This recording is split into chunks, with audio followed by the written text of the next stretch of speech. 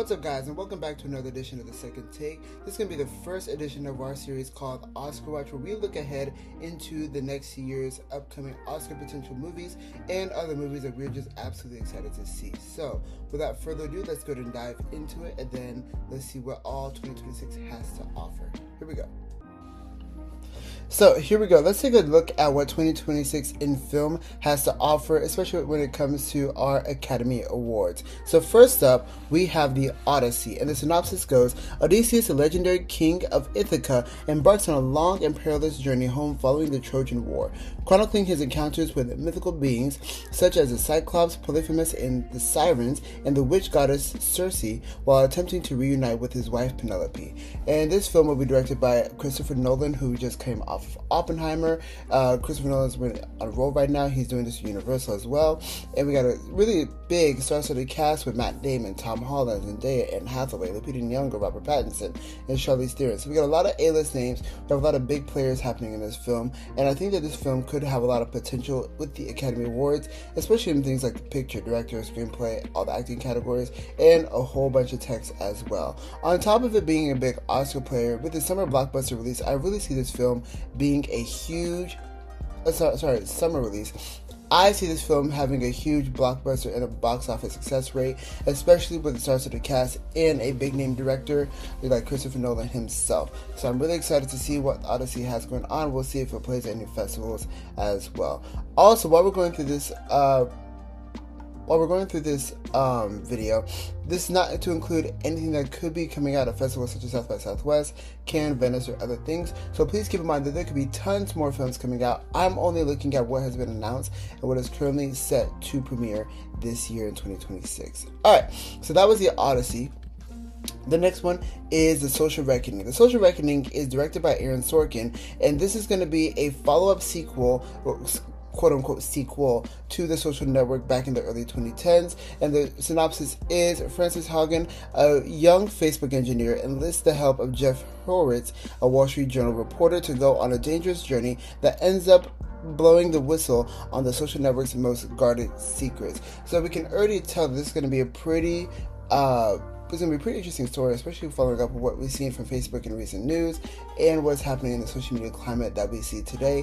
This film is going to be starring Mikey Madison, who is fresh off for Oscar win with The Nora, which also got Best Picture. Also with Jeremy Allen White, who's fresh off Deliver Me, that Bruce Springsteen movie, and his critical success with The Bear on FX. And we also have Jeremy Strong, who's fresh off of his Oscar nomination for The Apprentice, along with his success on TV with Succession. I think this movie has a lot of potential, especially in picture, director, screenplay, because Aaron Sorkin is known for his really good screenplays and the acting categories. Now, Aaron Sorkin is going to be fresh. This is going to be his first movie since being The Ricardos, which was produced by Amazon, where it was all about Lucille Ball and Desi Arnaz, and it will be interesting to see how he follows up with this, because that one was able to get 3 acting nominations but no picture or anything else. So we'll see how he does with The Social Reckoning, especially since The Social Network was such a popular film back in that time. Alright, moving on to the next one. We have Dune Part 3. This is the third installment of the Dune series based off of the books, the science fiction novels. Now, while there is not a synopsis available, I mean, the books are available. I'll be honest here, I have not read the books Dune, but if you would like to know what's going to happen, I highly suggest you go check out the books and go see the store and purchase you a copy and read it ahead to see what's going to happen. Now, it's the same cast we had before in Dune Part 2 with Timothée Chalamet, Zendaya, Florence Pugh, Anya Taylor-Joy, Jason Momoa, and a new addition with Robert Pattinson. Last time we had Austin Butler, who did a really good job, and now we're about to see Robert Pattinson in this as well. I'm really excited for how Dune Part 3 follows up, and I'm really hopeful that we can get Denis Villeneuve some love, especially since he was snubbed last time for Dune Part 2. So I'm really excited to see what they're going to do with this. Now, another funny thing about this is that Dune Part 3 is coming out on the same day as Avengers Doomsday, and so some people are even trying to call it Doomsday, trying to give it that whole Barbenheimer or Barbie and Oppenheimer effect. I don't see that happening, primarily because Marvel is on a bit of a downcline in the popular in the cultural zeitgeist, and a lot of people are developing what's been called Marvel fatigue, where they're just pumping out movie after movie, show after show after show, and there's so much you have to keep up with that is really becoming a toll on the casual viewing experience. However, I think Dune Part 3 is going to be a really good hit. I think it's going to be able to capitalize on its previous success, and it's going to even elaborate further on the story as a whole. So I'm really excited for this one as well. Up next, we have one of my favorite ones. Once again, I'm a music guy. We have Michael. This is just a Michael Jackson biopic. You can read that for yourself. But truly, if you have been living under a rock, then you clearly don't know who Michael Jackson is. However, everyone knows who Michael Jackson is. There are people even in the desert there who know who Michael Jackson is.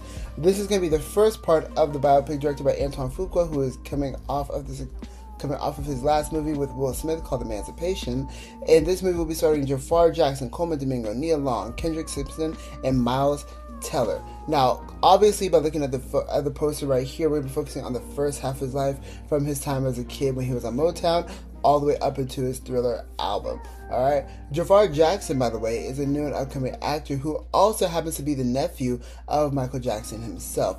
I think this would be a really big player in the Oscars, especially since the Oscars does love a good biopic, and especially his music biopic. We all saw what happened last time with things like A Complete Unknown, starring Timothée Chalamet, based off of Bob Dylan. We've also seen what happened with movies like Elvis, directed by Baz Luhrmann, starring Austin Butler. Those two movies had a huge success rate with the Academy, and I don't see how the King of Pop will do any less than that. Alright, let's keep moving. The next one I'm excited for as well, because it's just a really interesting thing. It's called The Entertainment System is Down. This is directed by Ruben Östlund, who is fresh off of his success from Triangle of Sadness, which is the Palme d'Or winner back a few years ago. Now, I love Triangle of Sadness a lot. I especially love Dolly DeLeon, and I'm so upset that she could not get that supporting actress nomination in there in that year.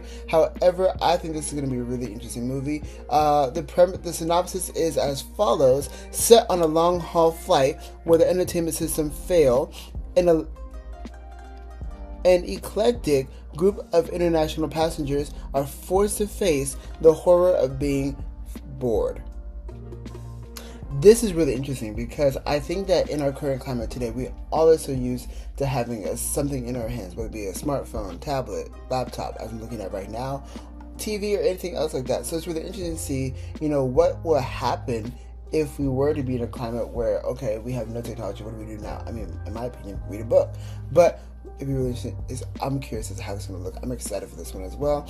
The cast includes Keanu Reeves, Kirsten Dunst, Daniel Bruhl, Nicholas Braun, and Samantha Morton. And I think that this is going to be a huge player, especially with A24 behind it, because A24 has been on a roll pretty late as of late, getting a lot of good movies in and getting a lot of movies that push that they need to be successful at the Academy Awards. So I'm excited to see what happens here. This is probably going to be premiering at some sort of festival, whether it be Cannes, Venice, TIFF, or who knows what. So I'm excited to see what happens with this movie going forward. Let's move on. The next one, Project Hail Mary. He's back. There's Ryan Gosling. Look at that. Alright. This is also going to be directed by Phil Lord and Christopher Miller. In case you don't know who those two are, they are the ones that helped create the Spider-Man and Into the Spider-Verse and Across the Spider-Verse universe, and they will be coming back next year in 2027 with Beyond the Spider-Verse. Now, this is about an astronaut who is waking up in his ship, headed to a whole new solar system, trying to help save planet Earth from a disastrous event. And he has to figure out how to do it by basically just what he has himself, his knowledge, and whatever else he may have on board of that ship. This movie is starring Ryan Gosling, Sandra Hüller, Ryan Gosling being fresh off of Barbie, Sandra Hüller being fresh off of Anatomy of a Fall, and The Zone of Interest, which are two great movies. You should totally check those out, and she is phenomenal. Lionel Boyce, who is fresh off of his appearance in The Bear, and Ken Leung. Alright, this I think has a lot of Oscar potential, especially with the text, acting, screenplay, and a whole bunch of other stuff. When I'm looking at the poster, I really get that gravity feel that Sandra Bullock was in by Alfonso Cuarón. Alright, I really see that. I mean, it looks almost bar for bar, just like the poster for Gravity. And so I'm really curious to see how Project Hail Mary does. I mean, I actually just saw an alert that it's going to be in 2 hours and 49 minutes long. So, I mean, I'm seated. I got my popcorn ready. I'm ready to go for this one. Alright, next one. Here we got Wild Horse 9. Interesting. So, the synopsis is set in Santiago, Chile in 1973. The film follows a CIA follows CIA operatives Chris and Lee, whose trust in one another is tested to its limits on a trip to Eastern Island. Alright, so this is directed by Martin McDonagh, who is fresh off of his Oscar victory and Oscar success with The Banshees of Inisherin, which is a phenomenal movie. Totally check that out. I believe it's on HBO Max right now, so go for it, watch it, and just enjoy it. Alright, the cast is going to be following Sam Rockwell, John Malkovich, Stephen Buscemi, and Parker Posey. Parker Posey fresh off of The White Lotus. Steve Buscemi, we all know and love him. And we have John Malkovich and Sam Rockwell. Now, we haven't seen these two in a while. Well, last time I seen Sam Rockwell was actually back either in The Vice? No, I saw him. Yeah, no, it was a Vice. It was a Vice. Yeah. And John Malkovich. Now, these two are seen as double billed. I mean, it looks like there are two lead roles. It literally looks like there are two leads. However, given the Academy's track record as of recently, I don't see them both going to lead. I think one of them is going to go supporting. And if I put money on it right now, I'm going to call it. I think John Malkovich will go supporting. We'll see. Alright, I think there's a lot of potential, especially in picture, director, screenplay, given that it's Martin McDonagh, and the two acting categories as well. Plus, I think it's going to go for casting, especially with that whole combination of those two and seeing how they work together on screen. So we shall see what happens with all of this. I'm excited. Next one, Death of a Salesman. Now, here's the thing. I love theater a lot. I love a good Broadway show. I love plays. I watch musicals. I love it all. Now, this Death of a Salesman is a play by Arthur Miller that is one of the most famous in the plays that's ever run on Broadway ever, and it is about a guy named Willie Loman who is married to a lady named Linda Loman, and he is an aging, failing salesman who's struggling to accept the reality of his failure to achieve the American dream. This is one of the classic plays of Broadway that has ever been on the stage, and now we're going to see a all-black take done on screen. Recently, if you haven't been paying attention, on Broadway, there was an all-black production starring Wendell Pierce, which is pictured right here, and now Chinonye Chukwu, who is fresh off of her movie with Till, and she even did Clemency as well. She's making her all-black production, and so far all we know about it is that's going to be starring Jeffrey Wright as Willie Loman and Octavia Spencer as Linda Loman. Now, I'm excited for this one a lot. I'm curious to see what they're going to cast as the two sons in this as well. And I think it's going to be a picture, screenplay, maybe a couple of acting awards, but for sure if they pull off the casting of this and do a really good job with it, it will be a casting play as well, in my opinion. I'm excited for this one. However, there aren't many details about it because they're currently still in pre-production, so we will see what happens, whether it is released this year or whether it gets moved to next year. Who knows? But we're going to keep up with it and we're going to find out. Alright, so our next one is called Tony. Alright, this is about Anthony Bourdain. This is a biopic based off of his life, directed by Matt Johnson, who just did, if I remember correctly, let me pull it up real quick. So, this one is be starring Dominic Sessa, Antonio Banderas, Emilia Jones, and Leo Woodall. Dominic Sessa is fresh off of his appearance in Now You See Me, Now You Don't, and really got his start in the film The Holdovers, which he was absolutely hilarious in that movie a lot. I loved it. Alright, we also got Antonio Banderas, who we haven't seen in a while, and we got Emilia Jones coming back, who we haven't seen her since Coda, which won Best Picture back in 2020. Now, I'm excited for this movie a lot. I think it's going to be really cool, especially telling the story of Anthony Bourdain, who we all know and love, and unfortunately has been gone from us way too soon. So, I'm excited. Let's see how it rolls. And by the way, Matt Johnson is the director of Blackberry, that success back a few years ago. So I'm excited to see how he does with this film as well. The next one, and please apologize if I get this name wrong because I am not Norwegian or Scandinavian in any aspect, but this movie is called Fjord, which is directed by Christian Mungiu, who recently just did RMN. And the story goes, an immigrant Romanian family living in Norway is subject to an investigation and faces the scrutiny of the local judicial system. This movie is starring Sebastian Stan, fresh off his Oscar nomination for The Apprentice, and Renate Reinsve, who just got nominated for Sentimental Value. So I'm really excited to see these two work together on screen. I'm really excited to see this pairing because this looks like an interesting pairing. I wouldn't expect this one. So we will see how it goes. And I think, once again, just typical thing, picture, director, screenplay, and acting, maybe a couple texts, but for sure, if that on-screen chemistry goes well, I think casting will be in the cards as well for Fjord. I'm really excited for this one. I'm curious about it mainly, but we'll see how it goes. Alright, next one. We have already seen trailers and clips for it, but this is The Devil Wears Prada 2. Directed by David Frankel. The whole story is just about Miranda Priestly trying to navigate the company Runway Magazine now, as we're going into the digital era, and like magazine subscriptions are now becoming a thing of the past. So she's trying to revel with that, right? The cast is returning with Meryl Streep, Anne Hathaway, Emily Blunt, Stanley Tucci, Kenneth Branagh, Simone Ashley, and even with some appearances from Lucy Liu and Lady Gaga as well. Now, this movie is really highly anticipated because of the success of the first one and its cultural relevancy in our society as well. So I'm really excited to see what they do with this and how they modernize such a classic like this as well. And even from the poster, I'm just really the poster looks cool. The teaser was great. I'm ready for it. Let's see what happens. Next one.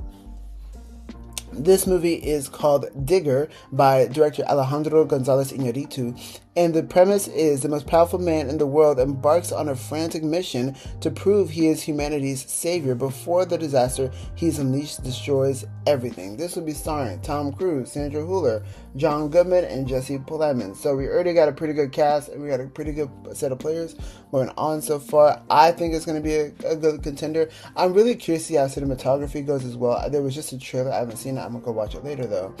But Alejandro González Iñárritu is known for almost like these fisheye camera lenses, and how he captures the essence of those people in those camera styles as well. So I'm really curious to see what he does with this one.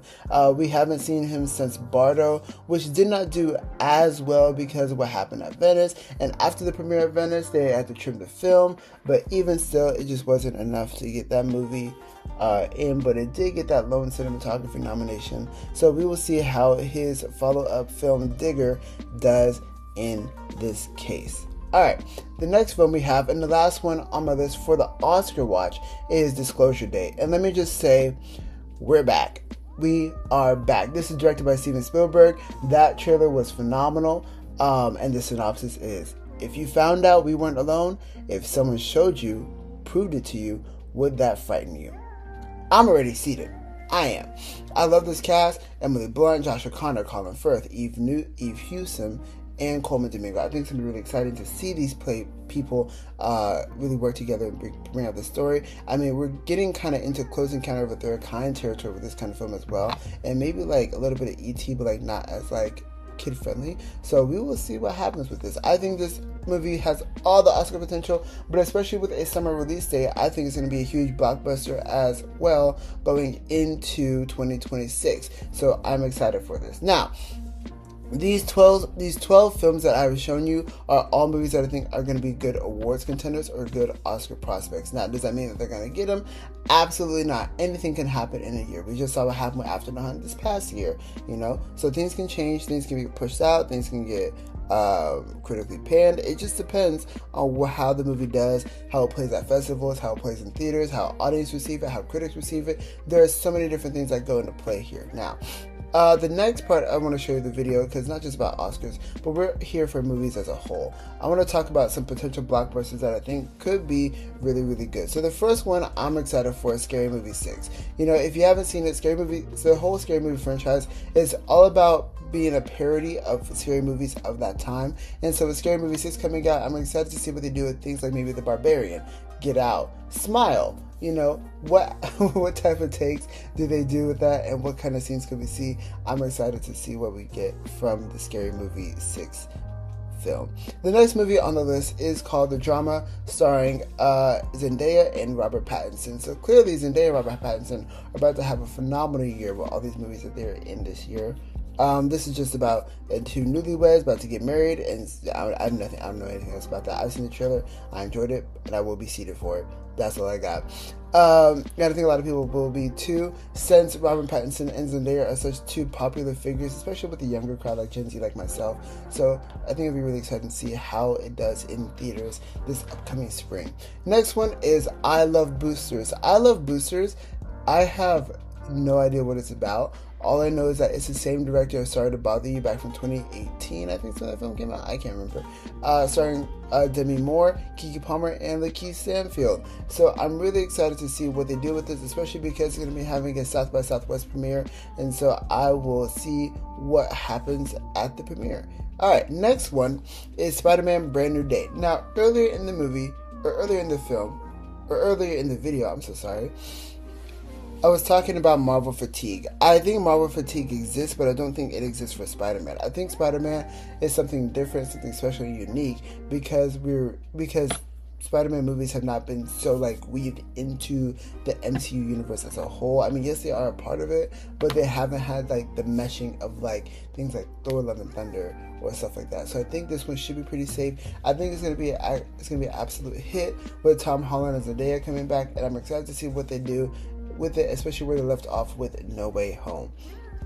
Now, speaking of Marvel fatigue, here's the Marvel fatigue. So we are looking at the new installment of the Avengers series called Avengers Doomsday, and they are doing they're making a lot of bold and ambitious choices. I have no idea what that's going to look like for the MCU and Kevin Feige and everyone at Marvel Studios, but I just know that people that I'm talking to, either they're really excited for it or they're not excited about it at all.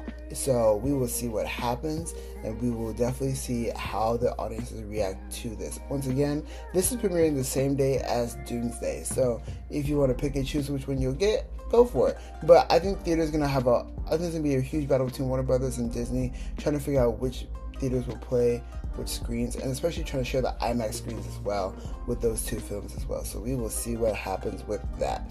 And then the next one, I put it on here, and then I was doing some research. I realized that they did push it back, but I just want to keep it up here just to remind people that Jordan Peele does have a new movie coming out. It is his fourth movie in his installment of his horror films that are just absolutely 10 out of 10s, no notes. I'm excited to see what happens with it, and from the looks of it, I think it's werewolf, but I don't even know, because let me look at the hands, kind of interesting. Could be werewolf. We'll see. Almost like Nosferatu vibes, but we'll see. Alright. Now, last thing about this is all about animation. Here's the thing. Animation counts. Animation is cinema. We have to support animation and all the things that come with it. So, first things first, the biggest thing, the most anticipated thing is Toy Story 5, with a trailer where they're diving into the toys now having to battle technology, since they are now introducing lily pads. And I think that's so cool. I think it's really just interesting. It's a fun little concept to see, especially in a kids movie, and especially talking about what's happening now with our own children, where really a lot of kids are growing up as iPad kids, and they only have a screen in front of them all the time, and seeing what type of directions that they take with the story with that. So yeah, let's keep it going. Next one is Goat, which kind of feels almost like what Zootopia is, where it's about a small goat who is now a part of a huge basketball team and has to find his own way to make it happen for himself. Really interesting to see how that goes for him, and so I'm just kind of curious. I know the movie's coming out pretty soon, so I'm gonna go check it out, and I will report back to you guys once I see it. Alright, the next one is a Super Mario Galaxy movie. This is fresh off of the success of the Super Mario's movie from the a couple years ago, which, let me tell you, when I went to go see that movie, that theater was packed. It was jam-packed with people who were just ready. I even saw someone dressed up as Luigi, and I heard someone go, "Mamma Mia!" It was really, really cool. It was just a great time. It was a great theater experience. And so I'm really excited to see what they do with the Galaxy movie, especially since as a kid, I love the Galaxy games. And so I'm really excited to just see what happens, especially with the new introduction of Rosalina into the Marvel series as well. Next, we have Hex. Now, this is the second Disney movie, with Toy Story 5 being the first one, but Toy Story 5 is also Pixar as well.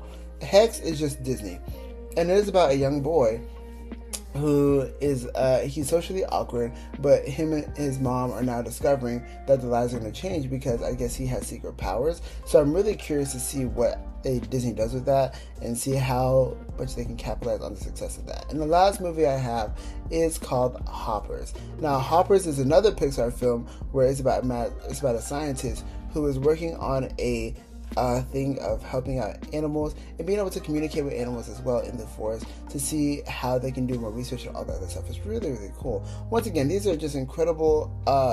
These all look like incredible films of animation. I'm excited to see what happens with them, and I'm just excited to see what happens. I'll be seated for all of them. And that is just a snippet of what 2026 in film has to offer, especially when it comes to the Academy Awards. I wanted to make this video. I know that we're already in the middle of Oscar season for the 98th Academy Awards, but I just wanted to give a heads up and a preview of what we have to be excited about for the next year, not just for the Oscars, but just for movies in general. So thank you so much for watching and sticking around. And if you appreciated this and you want to see more, please feel free to like and subscribe to my channel and follow for more updates. And I will be providing them soon. Thank you so much, and I hope you all have a wonderful day.